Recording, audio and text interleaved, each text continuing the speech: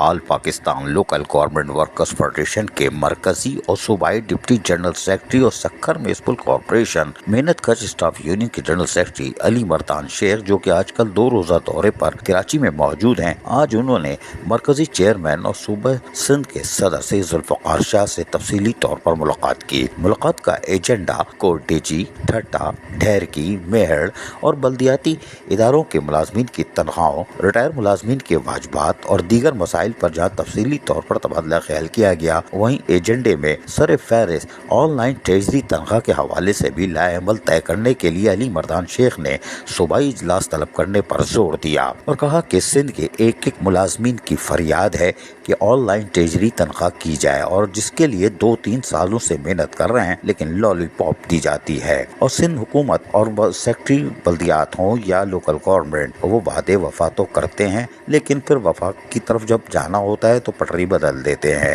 سندھ کے ملازمین پریشان ہیں اور اس سلسلے میں سیکٹری لوکل گورنمنٹ سے ملاقات پر بھی بات چیت کی گئی ہے۔ تاہم اس موقع پر مرکزی آرگنائزر سیکرٹری راجہ محمد عاصم بھی موجود تھے، جبکہ سید ذوالفقار شاہ نے علی مردان شیخ کی تجاویز سے مکمل طور پر اتفاق کرتے ہوئے جلد صوبائی اجلاس طلب کرنے کا اعلان کر دیا اور مسائل کے حل کے لیے سیکرٹری لوکل گورنمنٹ سے ملاقات کا بھی فیصلہ کیا گیا ہے، تاکہ کسی قسم کے دمادم ماس قلندر سے پہلے مذاکراتی عمل کو شیڈول کے مطابق مکمل کر لیا جائے۔ اس حوالے سے خطوط بھی لکھے جائیں گے۔ وزیر بلدیات سید ناصر حسین شاہ سے بھی ملاقات کر لی جائے گی۔ کوئی مذائقہ نہیں ہے، کپ آف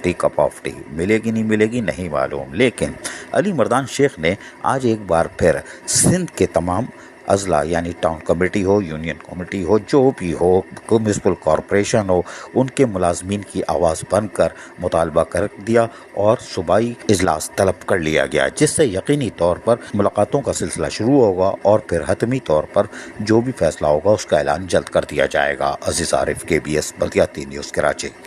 ایسی ہی خوبصورت ویڈیوز فیوچر میں حاصل کرنے کے لیے ریڈ بٹن پر کلک کر کے اور بیل آئیکن کو پریس کر کے ہم سب کے سبسکرائبر بننا مت بھولیے۔